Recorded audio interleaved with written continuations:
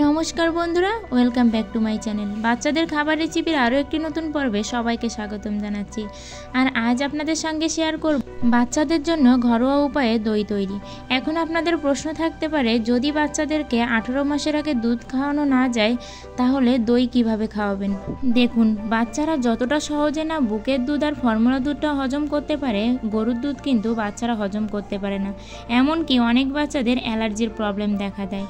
অন্যদিকে দুধে থাকা ল্যাকটোজ দইয়ে উপস্থিত ব্যাকটেরিয়াগুলো ভেঙে দেয়, এজন্য বাচ্চাদের দইটা হজম করতে কোনো সমস্যা হয় না, বরং দই বাচ্চাদের হজমে সহায়তা করে।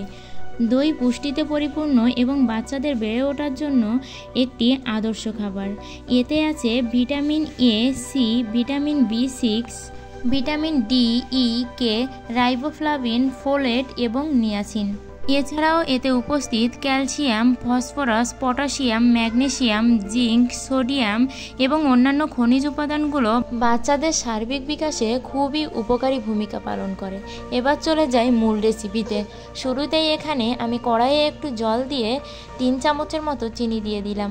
আর এবার আমি এই চিনিটা দিয়ে ক্যারামেল তৈরি করে নেব, তাহলে কিন্তু দইয়ের সুন্দর একটা কালার আসবে। যেহেতু আমি মিষ্টি দই বানাবো আর আমার বাবা একটু মিষ্টি খেতে বেশি পছন্দ করে, তাই ভাবলাম যে আজ একটু দই তৈরি করি। আর দই তৈরি করলাম আর আপনাদের সঙ্গে শেয়ার করব না, সেটা কি হয়? তাই আপনাদের সঙ্গেও শেয়ার করছি। আর আপনারা যখন বাচ্চাদেরকে দই দিবেন তখন খেয়াল রাখবেন এতে বাচ্চাদের কোনো অ্যালার্জির প্রবলেম হচ্ছে কিনা, কারণ আমার বাচ্চা যেটা খেয়ে হজম করতে পারবে আপনার বাচ্চা কিন্তু সেটা নাও পারতে পারে, কারণ সবার হজম প্রক্রিয়া কিন্তু একই রকম না। আর আমার বাচ্চা যেহেতু 1.5 বছর বয়স, আপনার বাচ্চা যদি তার থেকে কম বয়সী হয় তাহলে শুরুতেই এটা খেয়াল করবেন কোনো রকম প্রবলেম হচ্ছে কিনা। যদি প্রবলেম না হয় তাহলে কিন্তু খাওয়াবেন। আর এবার আমার ক্যারামেলটা হয়ে যাওয়ার পর আমি এখানে গরুর দুধটা দিয়ে দিলাম। আর এখানে আমি 1 লিটারের মতো গরুর দুধ ব্যবহার করেছি, কারণ শুধু যে আমার বাবা দই খাবে সেটা কিন্তু না, ঘরে এই প্রথমবার দই তৈরি করলাম আমি। আর আমরা সবাই মিলে কিন্তু এটা ট্রাই করব। আর এটা আমরা রাতের বেলায় তৈরি করছিলাম, যেহেতু এটা অনেকক্ষণ রাখতে হবে তাই ভাবলাম রাতের বেলায় করলে কিন্তু সারা রাত থাকবে, অনেকটা ভালো হবে। আর এখানে আমি দই তৈরির জন্য দুধটা খুব সুন্দর করে জাল করে নিয়েছি। আর এ অবস্থাতেই কিন্তু আমি কড়াই থেকে দুধটা নামিয়ে নেব। আর এবার আমি দোকান থেকে কিনে আনা বীজটাই ব্যবহার করছি। এখানে আমি বীজটাকে একটু ফেটিয়ে নিলাম। বীজটাকে সুন্দর করে ফেটিয়ে নেওয়ার পর এখানে আমি যে টাটিতে দইটা পাতাবো সেটার গায়ে খুব সুন্দর করে এই বীজটা মাখিয়ে নেব। আর এটা মাখালে কিন্তু দইটা আরও বেশি সুন্দর হবে।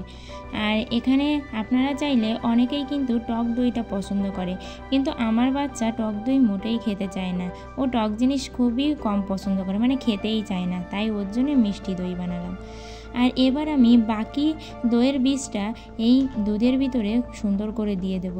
আর এখানে আপনাদের একটি গুরুত্বপূর্ণ টিপস দিতে চাই, যে টিপসটি না জানলে দই কিন্তু আপনারা তৈরিই করতে পারবেন না। আর এই গরম দুধের ভিতরে কখনোই আপনারা দইয়ের বীজ দিবেন না। দুধটা যখন উষ্ণ গরম থাকবে, যখন আপনি আঙ্গুল ডুবিয়ে দেখবেন যে আমি এই গরমটা আঙ্গুলে সহ্য করতে পারছি, তখনই আপনি এই দুধের ভিতরে দইয়ের বীজটা দিবেন।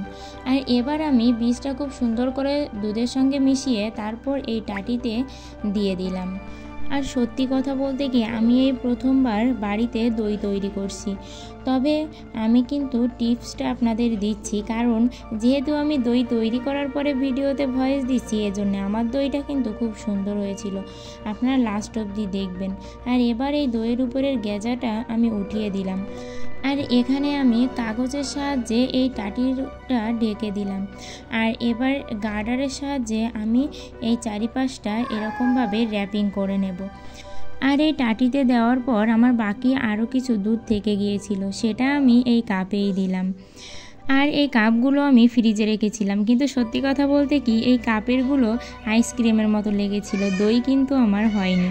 আর আপনাদের আরও একটি গুরুত্বপূর্ণ টিপস এখানে আমি দিতে চাই, আপনারা যে টাটিতে দই পাতাবেন সেটা কিন্তু খুব ধুয়ে খুব শুকিয়ে নেবেন, তাহলে কিন্তু আপনার দইটা তাড়াতাড়ি তৈরি হয়ে যাবে। আর আপনি যদি টাটিটা ভিজিয়ে রাখেন তাহলে কিন্তু আপনার দইটা তৈরি হতে অনেক সময় লেগে যাবে, এমনকি অনেক সময় নাও হতে পারে।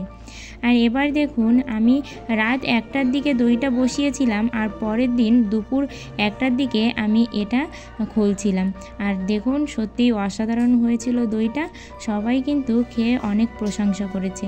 আর এটা দেখতে যেমন দোকানের মতো হয়েছে, খেতেও কিন্তু অসাধারণ। আপনারাও এভাবে বাড়িতে তৈরি করবেন। সবাই ভালো থাকবেন।